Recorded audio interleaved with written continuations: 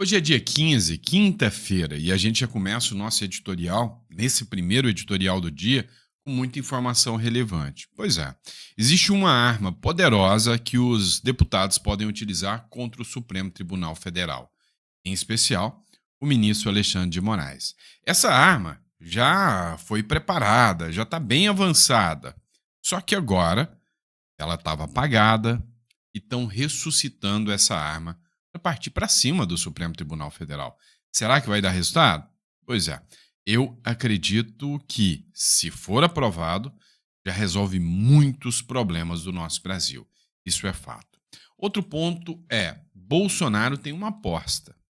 A aposta do Bolsonaro é que, caso aconteça a prisão dele, algo surpreendente, uma revolução acontecerá no Brasil.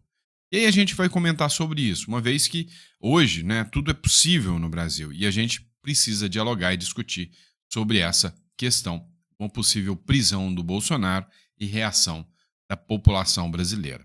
Outro ponto também que não vai fugir do radar é que um novo escândalo explodiu agora.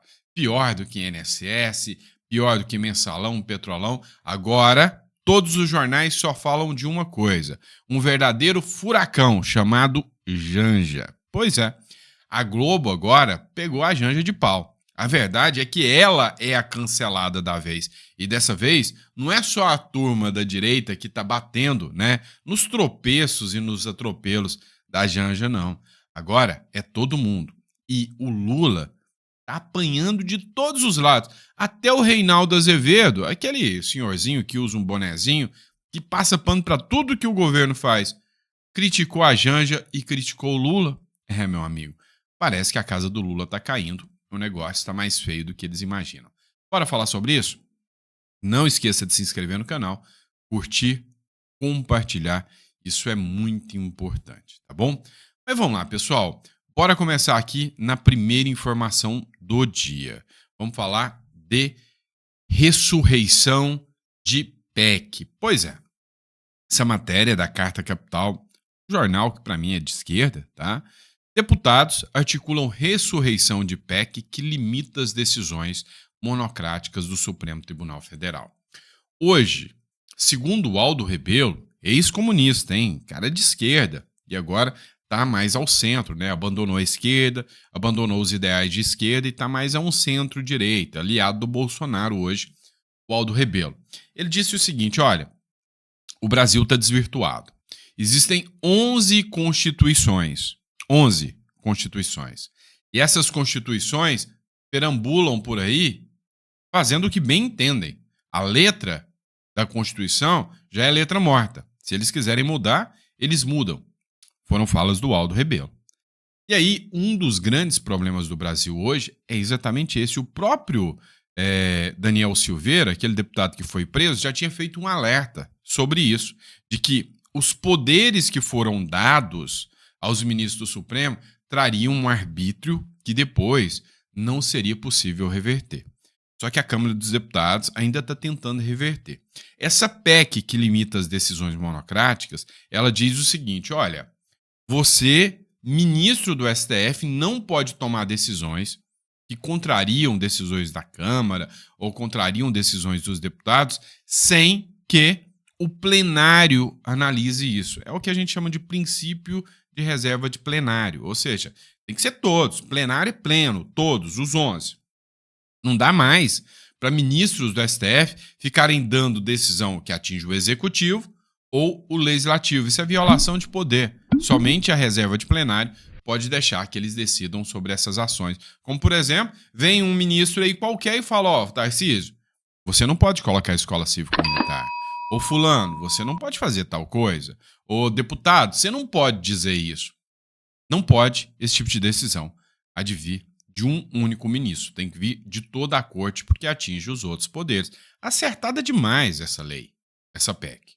E o Senado já aprovou, tá? Já foi aprovada no Senado, como até resposta ao próprio Supremo Tribunal Federal. O Senado já deu essa resposta e já foi aprovado no final do ano passado. Não sei se vocês lembram disso.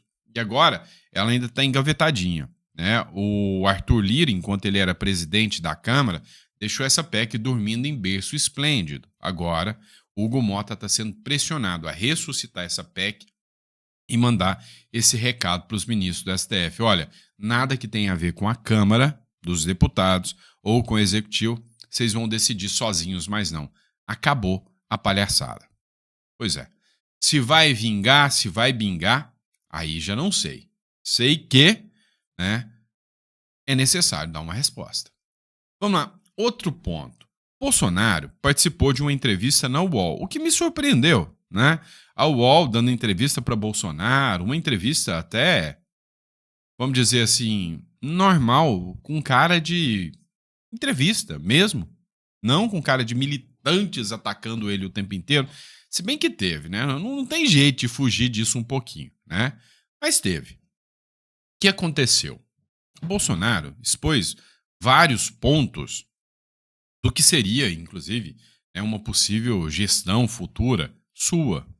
Só que um momento da entrevista chamou muita atenção sobre possível prisão. Bolsonaro falou, olha, vamos entender o seguinte, o ministro Alexandre de Moraes, não adianta, a gente não vence nenhuma contra ele, ele é um juiz parcial, não tem o que falar, ele é um juiz parcial. E outra, se eu for preso, a população pode tomar uma reviravolta, uma revolução, uma revanche. A população pode não aceitar a minha prisão. Bolsonaro espera reação da população em caso de ser preso por Alexandre de Moraes. A grande questão que a gente precisa discutir, que a gente precisa falar aqui, é o que tem em vista é que o Bolsonaro é uma grande liderança. Mas a população brasileira, de certa forma, está um pouco acomodada. Mas uma prisão do Bolsonaro, sim, poderia desenfrear aqui, né, uma reação maior por parte dos seus apoiadores. Isso é fato. Só que, assim, a gente não sabe até onde o Supremo está disposto a apostar nessa briga. Hoje mesmo saiu uma matéria da Gazeta do Povo dizendo que o ministro Alexandre de Moraes acelera ao máximo o processo contra Bolsonaro. O motivo é justamente esse, prender o Bolsonaro até 2025. E o Bolsonaro espera que, quanto mais próximo das eleições, mais reação o povo possa ter, né? Se uma possível prisão do Bolsonaro acontecer já mais próximo a 2026. Mas e você, na sua opinião, na sua análise política, você acha que o Bolsonaro, se preso for, terá reação da população? Ou a população já está de cabresto, já está dominada pelos 11 ministros do Supremo Tribunal Federal? Qual é o seu ponto de vista? Qual é a sua análise sobre esta situação? Coloca aqui no comentário, que vai ser muito enriquecedora aqui para o nosso conteúdo, tá bom? Vamos falar de outro caso agora? Vamos falar da dona Janja? Pois é, um tsunami chamado Janja. Um tsunami que vai varrer grande parte do governo federal, né, para debaixo do tapete, para debaixo do esgoto aí. Cara, presta atenção no que está acontecendo. A Janja, ela, lá na China, quebrou o protocolo, causou vergonha na delegação brasileira que lá estava, né? E isso deu grande repercussão porque um ministro contou o que aconteceu lá, a vergonha que foi. E aí, o governo Lula já descobriu essa traição. Já sabe quem foi o responsável por essa traição a ele. Olha só, Janja critica machismo após repercussão de fala sobre TikTok com Xi Jinping. Por que machismo, pessoal? Pessoal, a galera da Globo, Valdo Cruz, Camarote, todo mundo, mas detonou a Janja, né? Falando coisas assim absurdas, do quanto ela é, vamos dizer, desclassificada para o cargo, né? Ou seja, ela não tem as qualificações necessárias para o cargo de primeira-dama. Ou detalhe, para a função, porque primeira-dama não é cargo. E aí é que mora o problema. Porque a Janja fica viajando antes da hora, fica passeando, sabe-se lá fazendo o quê? Só por aí já há uma violação e uma afronta nítida e clara ao princípio da impessoalidade. Ela está passeando com dinheiro público. Se alguém acha que ela está fazendo algum serviço público ou é lesado da cabeça ou é um fanfarrão. Todo mundo sabe que primeira-dama não é cargo. E aí tapa os olhos para mais um absurdo desse. Mas olha só isso aqui.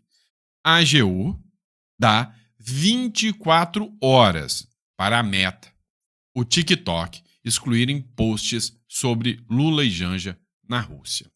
É o seguinte, está circulando um monte de vídeo dentro das redes sociais, e esses vídeos que estão circulando no TikTok, Instagram, Twitter, todas as redes, dizem que a viagem da Janja teria ocorrido com um avião da Força Aérea, né, com bagagens e 200 malas, tá? 200 malas que não se sabem o que poderia ser e que eles, né, dizem que seria dinheiro desviado do roubo do INSS. Ou seja, os vídeos que estão circulando é que a Janja foi antes para a Rússia, lugar onde, né, ela estaria blindada, chegaria lá sem que ninguém pudesse averiguar o que ela estava levando nas malas, e que tinha 200 malas de dinheiro, de roubo do INSS, e lá ela teria depositado isso numa conta bancária, que não participa do sistema SWIFT, que aí ela teria protegido esse dinheiro. Então, esse é um dos vídeos que circula, que foi classificado pela AGU como desinformação. E a outra informação que circula também em vídeos é que ela teria sido detida num aeroporto na Rússia com o referido conteúdo, né? Que ela foi detida com as malas de dinheiro lá. E aí, a Advocacia Geral da União, como dito, entrou com ação aqui pedindo, né, para que esses vídeos com essa desinformação sejam excluídos, tá? Sejam excluídos. A grande questão que a gente precisa levantar aqui, e a gente não vai entrar no mérito, tá? Se essas acusações foram feitas e são acusações falsas, cabe sim ações da Janja contra esses vídeos tomados. Cabe sim, tá? Então, é lógico que ela tem acesso ao devido processo legal, ao processo, né? Princípio do acesso à jurisdição, ela tem direito de entrar. Mas ela não tem cargo público, ela não tem função pública, e a AGU, ao promover essa ação, tanto a AGU quanto ela estão usando o dinheiro público para um fim pessoal. Então você entende que por não ter cargo público, ela deveria contratar um advogado e tomar suas medidas. Não poderia ser a Advocacia Geral da União que estaria fazendo essa defesa dela aí. Pelo menos é o ponto que levantam alguns juristas. Mas o fato é que a Janja está levando uma repercussão, né? E está levantando uma discussão ainda maior. A Janja falou em aberto, nítido e claro, o porquê dela ter falado, por exemplo, lá na China, sobre o TikTok, sobre a regulação das redes sociais. A Janja, né, escancarou para o mundo aquilo que a direita vem falando há muito tempo. Eles não querem regular redes sociais para proteger crianças, nem nada disso. Eles querem censurar os opositores. Escuta o que o William Vac falou sobre este caso em específico, matéria da CNN. Ele, que é um jornalista ímpar aí, né, o William Vac. Escuta só, profissionalismo é a altura, né, o William Vac. Se regular rede social é censurar, melhor falar com um especialista, melhor falar com quem entende. Foi o que Lula anunciou ter feito durante a visita dele a Pequim, terminou essa visita hoje. Num jantar com o presidente Xi Jinping, Lula pediu o envio ao Brasil de uma pessoa de confiança do presidente chinês para regular uma plataforma chinesa que opera também por aqui, é o TikTok. E segundo Janja, que governa junto de Lula, tem muita importância na atuação de grupos políticos de direita, além de ser nociva para crianças, ainda segundo a Janja.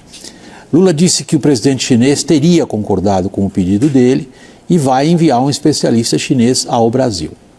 Sim, há países democráticos que têm leis que proíbem a divulgação de determinados conteúdos em redes sociais. Mas não é o caso da China, país que vive sob o regime de partido único, no qual o controle das plataformas digitais é parte do controle sobre todas as formas de manifestação de opinião. Há uma enorme, importantíssima discussão internacional sobre como regular redes para evitar conteúdos criminosos e repulsivos e, ao mesmo tempo, garantir liberdade de expressão. No Brasil, essa questão está em disputa entre o Legislativo, que ainda não conseguiu definir o assunto, e o STF, que está pronto para definir o assunto. E agora vem um chinês? Lula disse que seu pedido a Xi Jinping foi feito em conjunto com sua mulher, que, segundo o presidente, entende mais de rede digital do que ele mesmo. Pelo jeito, ambos não entendem nada. Eles entendem uma coisa. As redes sociais, elas, por mais que seja, para dar engajamento, ela tem que ser pautada, né, por aquilo que é o sentimento da população. Como, por exemplo, no caso dos vídeos do Nicolas Ferreira, como, por exemplo, os nossos vídeos, né? Hoje, eu com muito orgulho posso dizer que dentro da plataforma aqui do YouTube, dentro dos conteúdos individuais de direita, a gente está entre os maiores canais do Brasil no quesito conteúdo, informação de forma individual, sem aparato, sem receber dinheiro público, sem ser uma corporação jornalística. E por quê? Porque a gente pauta com a verdade. A gente fala aquilo que a população está tendo o sentimento. Eu tenho certeza que você está assistindo, nem com tudo você concorda, mas em grande parte você alinha com aquilo que eu estou falando. A sua indignação é a minha indignação. E é esse o grande ponto. A população brasileira já não aguenta mais os mandos e desmandos da esquerda. Essa é a verdade. A fala da Janja, a discussão, o cerne todo aqui é só para regular as redes e censurar você. Mas causou um tsunami grande. O Rui Costa, inclusive, está sendo investigado naquele caso dos respiradores da Covid, de um desvio de 45 milhões que compraram respiradores e nunca chegaram para o consórcio Nordeste, você lembra? Pois é, ele é o braço direito do Lula. E a Janja é quase o próprio Lula. Só que os dois não se bicam. O Rui Costa está sendo denunciado agora de ser o cara que entregou a Janja, né? Essa gafe da Janja lá na China. Agora, se o Rui Costa abriu a boca e a gente ficou sabendo dessa, e o Lula deixou claro que está querendo a cabeça de qualquer um que falar coisas, imagina o tanto de coisa que acontece nos bastidores que ninguém fica sabendo. Rui Costa vira principal suspeito de vazar a conversa de Lula e Janja com Xi Jinping. Lula, se eu fosse você, eu mandava o Rui Costa embora na hora. Causa mais esse conflito aí que vai ser interessante de ver. Vazamento de conversa sobre TikTok irrita Lula e fecha giro controverso por Rússia e China. A Gleisi Hoffmann diz que a Janja é alvo de misoginia, preconceito em episódio relacionado ao TikTok. Não convence mais. Esse discurso de que é porque ela é mulher. Não, não é porque ela é mulher. É simplesmente porque ela não deveria falar. Se fosse o marido de uma chefe de Estado, esse cara deveria calar a boca também. Então nunca foi pelo fato dela ser mulher ou não. É pelo fato de que ela não deveria trazer tanto constrangimento para o Brasil. E aí, antes que você fale qualquer coisa, vamos continuar falando sobre a regulação das redes sociais. Parece que a ficha caiu até na Globo. Olha só o que o Trigueiro fala aqui, né, sobre a Janja aqui, regulação de redes. Dá uma olhada. Para mim não faz o menor sentido trazer alguém da China para ajudar a gente a regulamentar rede social, pela razão de que a China não permite liberdade de expressão. As redes sociais da China são todas controladas. Algumas redes sociais simplesmente não podem funcionar. E qual seria o aconselhamento que um representante do governo Xi Jinping poderia nos dar nesse sentido? Se for para fazer aqui o que se faz lá, haverá, digamos, a ditadura dos conteúdos compartilhados pelas redes sociais ao gosto do governante de ocasião. Não acho que seja um bom aconselhamento. Agora, se me permite, Marcelo, eu estive na China em 2014 para fazer uma série especial para o Jornal da Globo e para a Globo News, no início da gestão do Xi Jinping. Você não imagina como essa missão jornalística foi precedida de muito trabalho para a gente compreender como a gente deveria submeter quase tudo ao governo chinês, qual é o roteiro, quais são as perguntas, quais são os entrevistados. Nós tivemos que remunerar um guia chinês que fala português para nos acompanhar o tempo todo, pagando hospedagem, pagando alimentação, para ele ficar do ladinho vendo o que a gente estava fazendo. Quando a gente visitava alguma universidade, alguma usina de energia, era uma solenidade. A gente não é governo, jornalista. A equipe toda sentada de um lado da mesa, do outro lado da mesa os anfitriões, para debater previamente. O que vocês vão fazer aqui, de que jeito, o que vocês pretendem, com quem a gente então deve se entender. É difícil compreender como uma outra cultura, num regime que tem esse viés não democrático, se comporta para a gente não fazer feio no país dos outros. Isso tudo para dizer que o Itamaraty, protocolar isso nas embaixadas do mundo inteiro, uma visita como essa é precedida de um trabalho monumental para você definir a agenda, o que será dito em cada encontro, quais são os objetivos do Brasil e como a gente vai acolher os pedidos da China. Quem vai falar, por quanto tempo vai falar e o que vai dizer. É um teatro.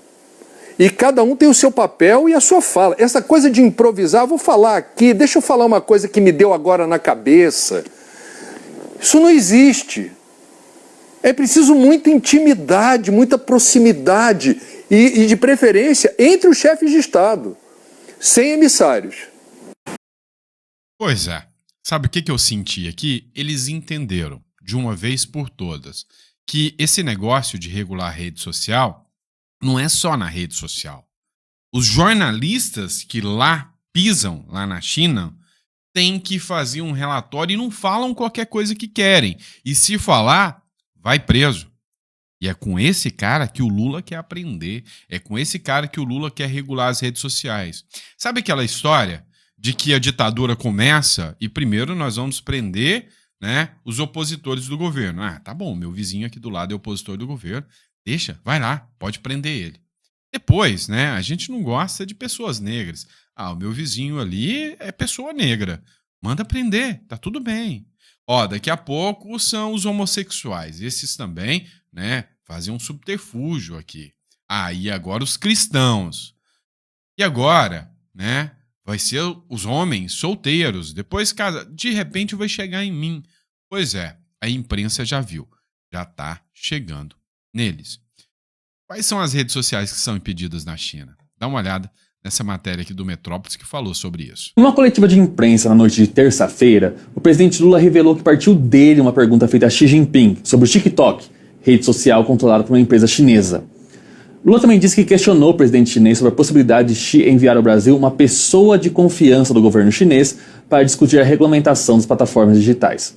Confira o momento que o presidente revela o pedido que teria sido atendido por seu homólogo chinês. Eu perguntei ao companheiro Xi Jinping se era possível ele enviar para o Brasil uma pessoa da confiança dele para a gente discutir a questão digital e, sobretudo, o TikTok. Não é possível a gente continuar, sabe, com as redes digitais cometendo os absurdos que comete e a gente não tem a capacidade de fazer uma regulamentação.